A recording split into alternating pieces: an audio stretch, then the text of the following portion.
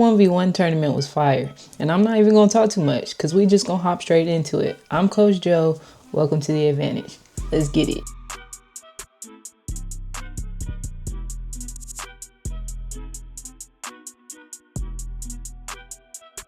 So the thing about Chelsea Gray is, yes, she's a good closer of the game, but she also has that mid-range sniper effect. She loves a mid-range. That fadeaway at the elbow, that's her game. She is bigger than the guard that's guarding her. If you are bigger than somebody, of course you want to use your advantage, all right? And watch how she uses her angle. She keep that shoulder in between her and the defender at all times. And just watch how she switches the angle.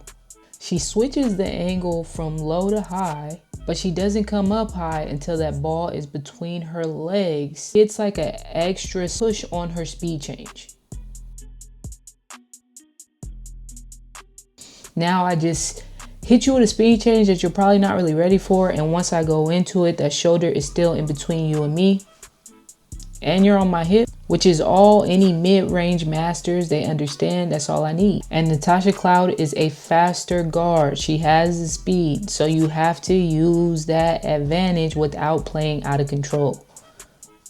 A lot of players don't know what to do when too much space is given. They just immediately shoot the ball. Right? Because it's like, hey, you're letting me shoot, so I'm going to shoot, right? So with the space, watch this delayed between.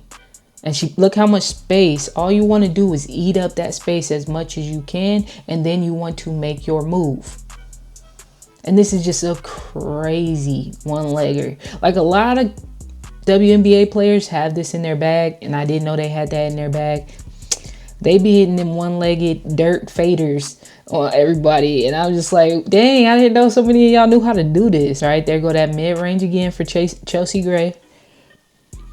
Watch every float dribble that Chelsea Gray makes. And she's just eating up that space with every float, with every extra step. And watch that shoulder. Right, this is good footwork. That dribble into that hop. And then you know a fader is coming. Look at that extra hop right there. Ooh, I like that. That might be a travel. Or a delayed gather.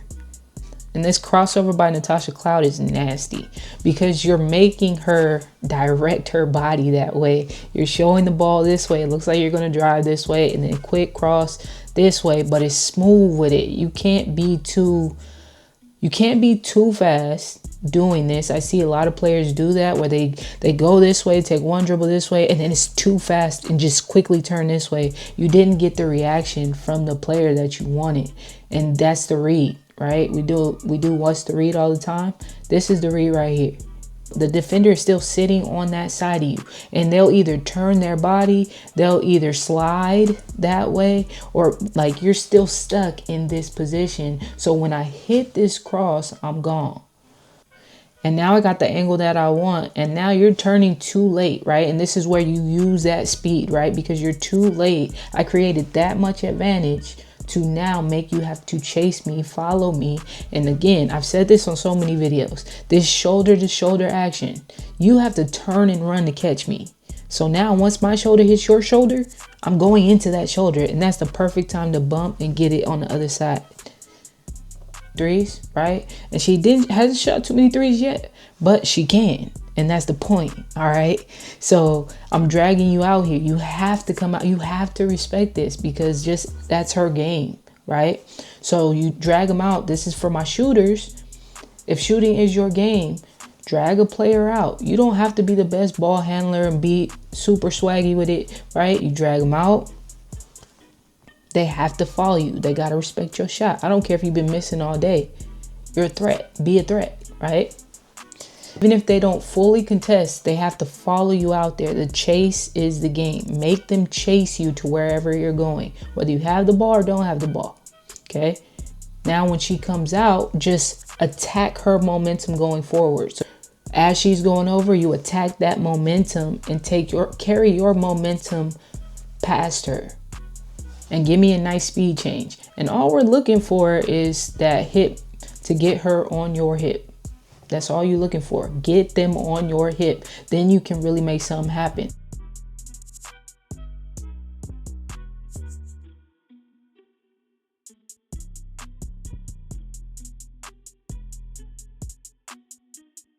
And the ones we came to see, Paige Buckets and Kate Martin. I really like Kate Martin. So Kate chose to make Paige go left. That's how she chose to guard her. Make her stay on this side of the court. So how do you score when a defender is angling their body off like this, where you can only stay on this side of the court? Most people don't know what to do, and I'm about to tell you. And what you want to try to do is hit that top foot. The top foot is a rule in basketball. Always attack the top foot. So if we can get them to kind of shift their momentum forward to where now their top foot isn't on the side of our body, but it's now in front of us, right? Even though they're still angling us off, if we can hit that top foot or get into that body a little bit, we can make something happen. Break up the speed change. Hit that top foot. So now they have to fully rotate and turn that body, open up those hips the opposite way. That's what we want. All right, because now you can play with the angles. Kate is super smart on this one. She didn't do anything spectacular. She stepped into that space, took a dribble into that space, made her back up a little bit, and then she hit that speed change, getting to a spot. Now I'm at a spot and I can shoot my mid-range. Mid-range is not dead, you guys. Not in women's basketball, clearly. And this is a mean shot from Kate. That little side step, ooh. All I need is a little bit of space. You gotta love it. Cause she fought for this one. And of course, Paige Buckets is gonna do her little dancey dance. And then there it is again with the easy speed change. So you can see right here clearly the acceleration, right? To make her now have to keep up with her. That's the key, right? Once she accelerated, she got that shoulder in front of her, right? If you see that shoulder, once again, shoulder to shoulder action.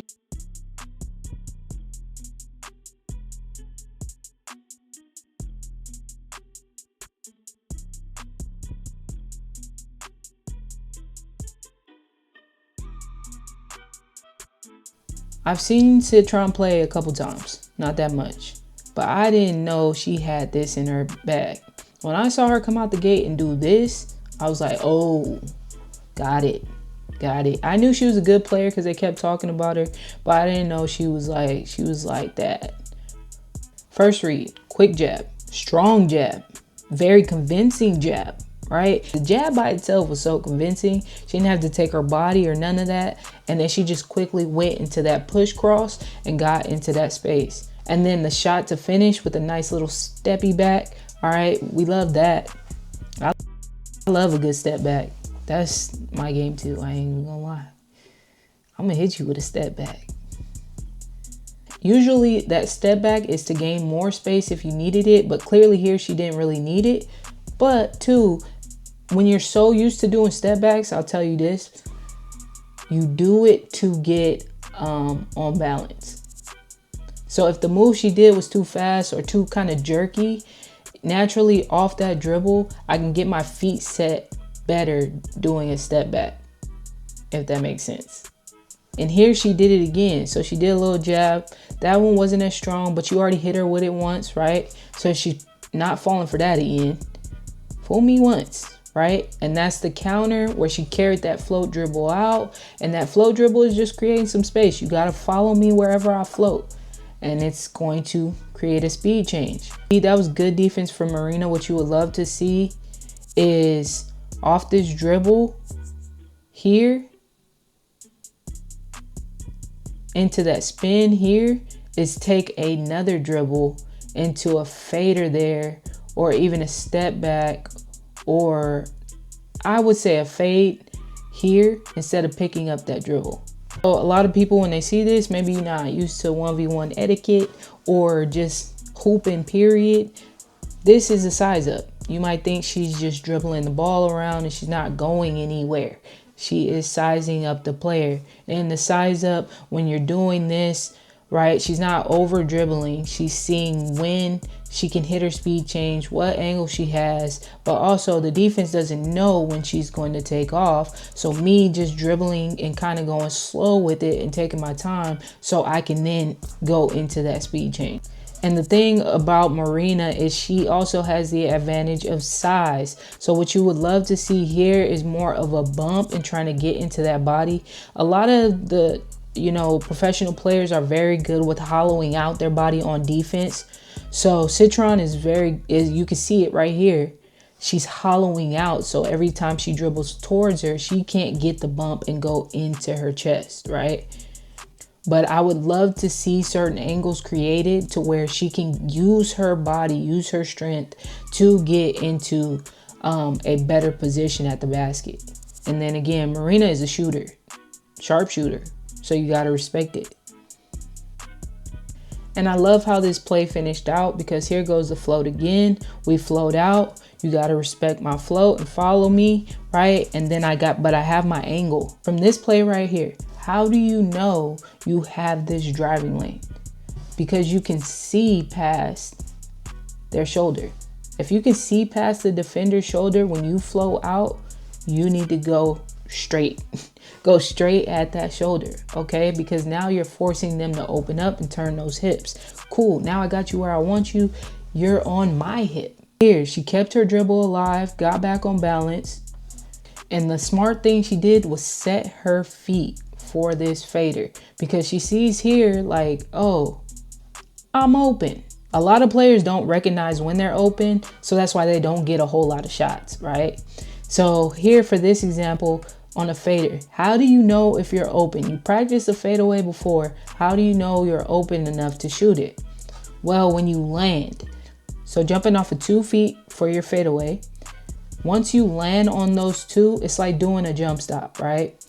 And you have your shoulder between the ball and the defender. As long as that ball is protected and you can see the basket, right? Understand that this leg right here is going to be the leg that's in between you and the defender.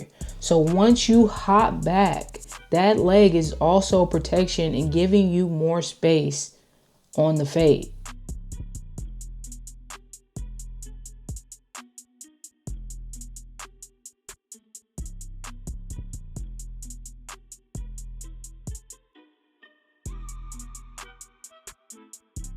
This matchup right here was real good. I liked it. I enjoyed it. Ryan is more of a shooter.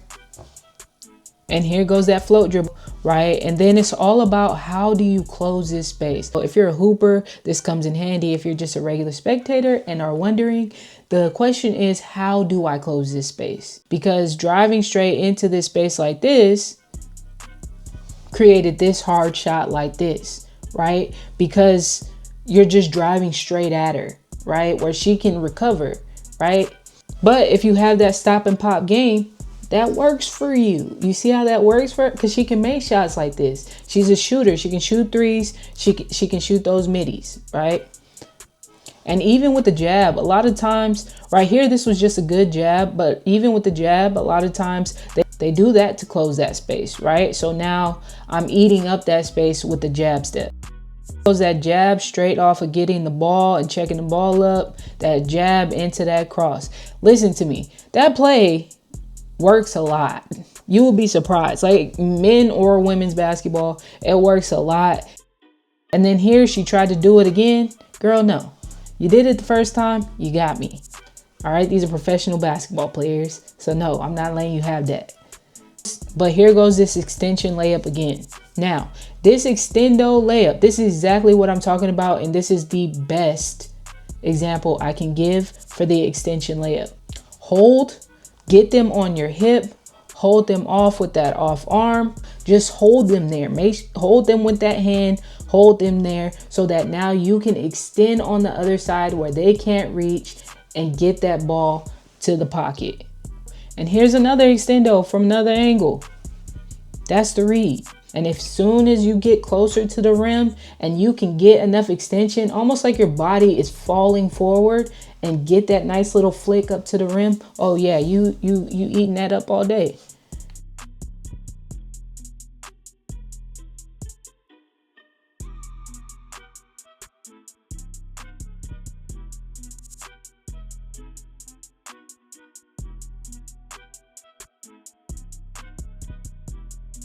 I really appreciate what Unrivaled is doing for women's basketball, and I hope you guys enjoyed this video. If you did, press the like button, subscribe, turn your notifications on, because I will be doing the second round of the tournament. And maybe even tomorrow I will post the second part to this video, maybe. But you'll never know if you don't subscribe. So I'm Coach Joe. Appreciate you guys for watching. I'll be doing this.